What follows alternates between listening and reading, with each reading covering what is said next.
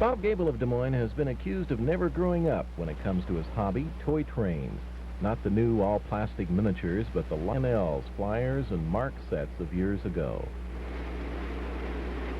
Well, it's taken 5 years for this train layout, and there's everything that you could speak of is in the screen wire, sawdust, plaster, burlap, and all the track and everything I've just picked up second-handed, wherever I could find a piece and fix it up and get it to rolling.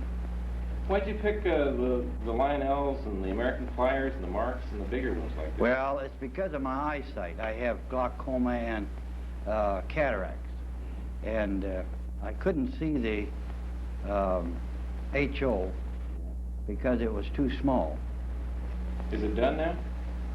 No, it's not completed. You're never through.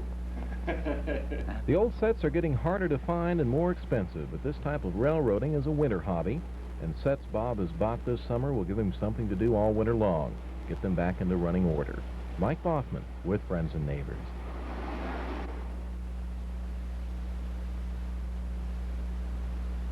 Arrival and departure.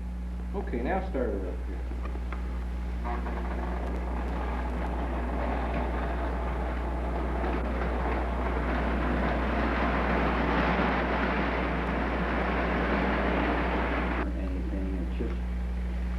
I presume about, probably 100 engines. Yeah. I don't know how many cars, hundreds of them.